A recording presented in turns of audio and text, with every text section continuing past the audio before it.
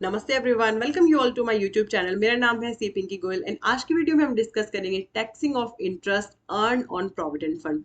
सो friends, पहले क्या होता था, आप जो भी पीएफ के अंदर कंट्रीब्यूट करते हैं उसका जो इंटरेस्ट है वो था फुल्ली एग्जाम। लेकिन पिछले बजट फाइनेंस बजट 21 में सीतारमण जी ने कहा कि हम उस इंटरेस्ट पे अब लगाएंगे टैक्स।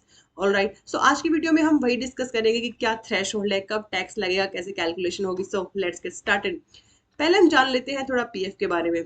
जब आप सैलरी में है, सैलरीड पर्सन है, तो वहां पे आपका एक अमाउंट डिडक्ट होगा। अमाउंट क्या है? 12% आपकी basic salary plus DA and 12% आपका एम्प्लॉयर कंट्रीब्यूट करेगा आपके पीएफ अकाउंट में। ये कंट्रीब्यूशन पे आपको मिलेगी एक good return, handsome return which is around 8%। Current rate चल रही है 8.1%, which is a really good amount. Alright, government क्यों पीएफ को प्रमोट कर रही है? बिकॉज इसके अंदर आपको 3 लेवल का टैक्स बेनिफिट मिलता है। पहला, वो जब आप कंट्रीब्यूट करते हैं तब आपके लिए एग्जाम्प्ट है।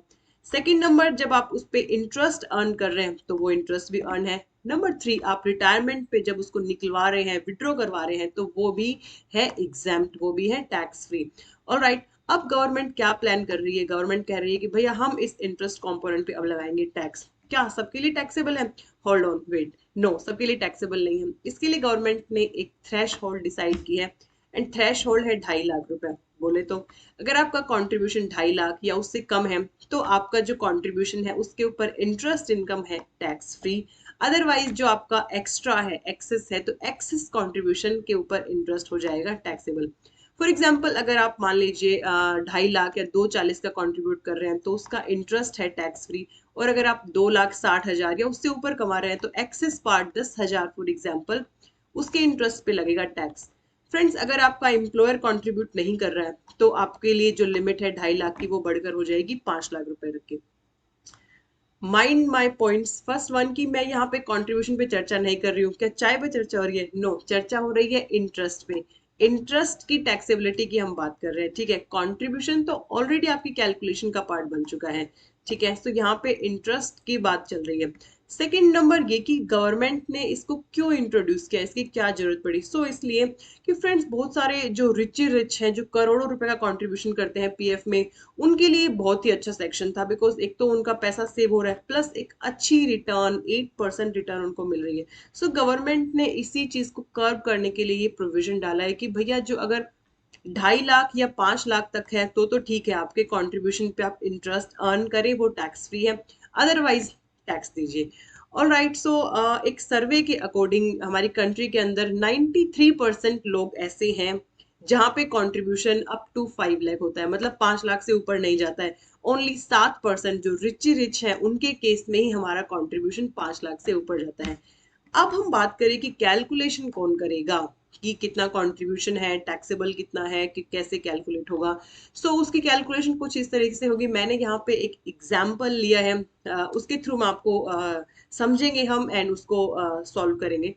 देखिए, अगर दो एम्प्लॉयज हो गए, ईपीएफ कंट्रीब्यूशन है 2.5 लाख रुपए, तो आपको पता है थ्रेश होल्ड पे ही खड़ा है। थ्रेश होल्ड पे खड़ा होने से टैक्सेबल जो है वो हमारा कंट्रीब्यूशन नहीं है, साथ ही उसका जो इंटरेस्ट है वो कोई बिल्कुल टैक्सेबल नहीं होगा। दूसरी तरफ आ जाइए, अगर आपका कंट्रीब्यूशन है थ्रेशोल्ड से ऊपर, 3 लाख यहाँ पर है, तो 2.5 लाख का कंट्रीब्यूशन तो थ्रेशोल्ड में कवर हो गया। उसका जो इंटरेस्ट आप अर्न करेंगे वो तो हो गया टैक्स फ्री।